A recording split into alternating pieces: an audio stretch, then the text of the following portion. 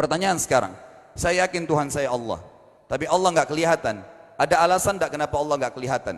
Ada alasannya. Anda tanamkan baik-baik, ini masalah akidah yang paling penting. Kata Nabi, atau disebutkan dalam banyak riwayat, bahwasanya nabi-nabi pun belum pernah ada nabi yang lihat Allah, termasuk Nabi Muhammad SAW. Kita ambil dalilnya dalam hadis Bukhari. Waktu Nabi SAW pulang dari Isra Mi'raj, jemaah sekalian, Aisyah bertanya radhiyallahu anha, berkata, istri beliau, ya Rasulullah, hal tara rabbak? Apakah anda waktu Mi'raj ke langit, terima perintah salat, sempat lihat Tuhan anda enggak? Lihat enggak Allah itu bagaimana? Apa jawaban Nabi SAW? Nurun ala nur anna arah. Allah itu cahaya, di atas cahaya, terang sekali. Bagaimana saya bisa melihatnya? Artinya Nabi SAW mengatakan, saya sendiri belum pernah lihat bagaimana itu Allah. Contoh sebelumnya Nabi Musa alaihissalam. Nabi Musa waktu menerima wahyu Taurat, itu selama 40 hari, turun Taurat lengkap. Al-Quran 23 tahun baru lengkap. Kalau Taurat 40 hari, nunggu di gunung Tursina. Tursina sebuah wilayah di Mesir sekarang. Itu banyak gunung-gunung batu, ada satu gunung batu yang tinggi, Nabi Musa nunggu di situ. Setiap hari Jibril datang turunin surah, turunin ayat gitu. Setelah berlalu 37 hari dari 40 hari menunggu Taurat turun, Nabi Musa alaihissalam tiba-tiba bertanya kepada Allah, mengatakan begini dalam Al-Quran, A'udzubillahi minasyaitonir rajim, Rabbi arini anzur ilaik. Wahai Tuhanku, izinkan aku melihatmu. Aku beriman kau ada ya Allah, tapi aku ingin lihat kau bagaimana. Allah menjawab, tidak mau mengecewakan Nabi Musa, sebagai manusia Allah mengatakan, lan tarani. Perlu anda tahu dalam bahasa Arab jemaah sekalian ada 3 kosakata la, tidak yang berarti tidak. Ada la biasa artinya tidak, ada lam dengan mim, lam artinya tidak pernah, ada lam dengan nun, lan artinya tidak akan pernah. Allah mengatakan apa? Lan tarani, kau tidak akan mampu melihatku hai Musa. Tapi Allah nggak mau kecewain Musa. Ternyata Musa selama 37 hari jemaah sekalian kagum-kagum melihat gunung-gunung batu di situ. Pergantian siang malam, burung-burung yang terbang, air yang mengalir di lereng-lereng gunung. Lalu dia mengatakan, Allah mengatakan apa? Walakin unzur ilal jabal, fa in istaqarra makanahu fasawfa tarani. Coba kamu lihat gunung-gunung batu di sekitarmu hai Musa. Kalau mereka bisa menampung kedatanganku, kata Allah, kau akan bisa melihatku. Apa yang terjadi? Allah lanjutkan, falamma tajalla rabbuhu lil jabal, waktu Allah baru niat mau datang, belum datang, ja'alahu dakka, semua gunung batu itu hancur lebur, tidak mampu menampung kedatangan Allah. Wa kharra Musa sa'iqa, lalu Musa pingsan tiba-tiba. Waktu Nabi Musa bangun, langsung ucapkan kalimat, amantu billah, saya beriman pada Allah. Berarti fakta lapangan, nabi-nabi aja belum pernah lihat Allah. Masih pertanyaan lagi jemaah sekalian, kenapa Allah nggak bisa kelihatan? Saya akan jawab dan tolong ini jadikan sebagai pegangan hidup. Ini landasan akidah kita. Kata para ulama, karena anda kalau sholat, anda mengucapkan satu kalimat yang merupakan jawabannya. Allahu Akbar. Allah Maha Besar. Akbar adalah siga mubalaghah dalam Islam. Sesuatu yang melampaui batas, Maha Besar. Kita terangkan.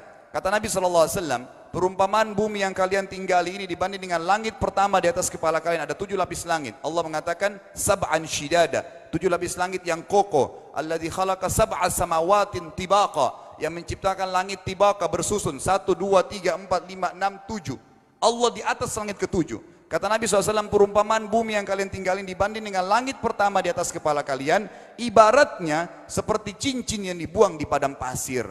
Jadi kita tidak akan pernah bisa melihat ujungnya langit karena kita sangat kecil, dan ini terbukti secara fakta. Apakah anda sudah tahu bahwasanya miliaran bintang-bintang yang ada di atas kepala anda yang jaraknya sekian miliar tahun dari bumi dan sekian miliar tahun lebih besar daripada bumi, sekian miliar kali lebih besar daripada bumi, itu semua berada di bawah langit pertama.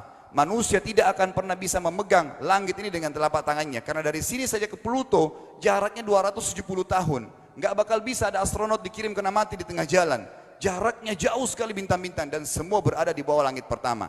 Kata Nabi SAW, di atasnya ada langit kedua besarnya, digabung antara bumi sama langit pertama seperti cincin dibuang di padang pasir. Langit ketiga, 2, 1 dan bumi digabung tiga-tiganya, di mana langit ketiga seperti cincin dibuang di padang pasir, sampai langit ke-7, 5, 6, 4, 3, 2, 1 dan bumi, 7 digabung, dibanding langit ke-7 seperti cincin dibuang di padang pasir.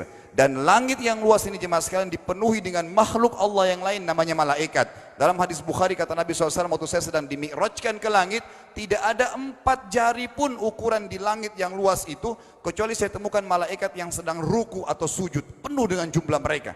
Anda tahu malaikat itu ada namanya nama kelompok, seperti Rakib, Atid itu kelompok. Di bawah Rakib banyak miliaran malaikat, di bawah Atid miliaran malaikat. Sama dengan Munkar Nakir, ada memang nama kelompok. Makanya kalau manusia 5 miliar, rakib atidnya 10 miliar. Rakib atidnya 10 miliar. Lalu kata Nabi SAW, di atas langit ketujuh ada Sidratil Muntaha. Besarnya digabung antara 7 lapis langit dan bumi. 8 hanya seperti cincin di bawah di padang pasir.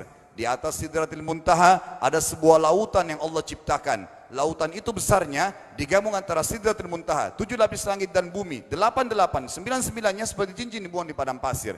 Makanya kalau anda baca Quran, anda baca ayat wa kana arsyu alal ma, singgasana Allah di atas air. Ini maknanya, air adalah ada lautan.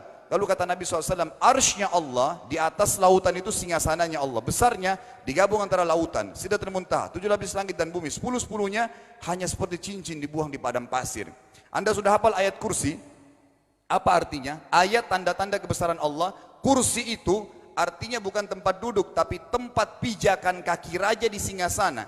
Kalau raja ingin naik singgasananya dipijakan kaki, itu namanya kursi. Kita baca apa? Wasi'a kursiyuhu as-samawati wal ard. Pijakan kakinya Allah saja sudah menutupi seluruh langit dan bumi ini. Jadi kita mustahil bisa melihat Allah karena besarnya Allah Azza wa Jal. Tinggal kita tutup jemaah sekalian. Kira-kira, lalu bagaimana saya berhubungan dengan Allah? Jawabannya sederhana. Anda lingkari namanya Allah, ini Tuhan kita. Yang menyembah selain Allah kafir, yang mempartisipasikan Allah dengan makhluknya, masih sembah berhala, kuburan, jimat, namanya syirik. Dua-dua enggak boleh. Untuk berhubungan dengan Allah yang tidak kelihatan dengan mata kita ini, tapi kita bisa rasakan keberadaannya, cuman satu cara. Di bawahnya lingkarin ibadah. Salat, puasa, zakat, haji, takziah, ziarah kubur, semua ini adalah rangkaian ibadah untuk berhubungan dengan Allah. Semua ibadah ini jemaah sekalian harus seperti yang Allah mau, bukan yang Anda mau. Ini penting.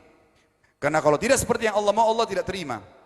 Bagaimana caranya supaya bisa seperti yang Allah mau? Ikuti buku pedomannya. Ada Al-Quran, ada Sunnah.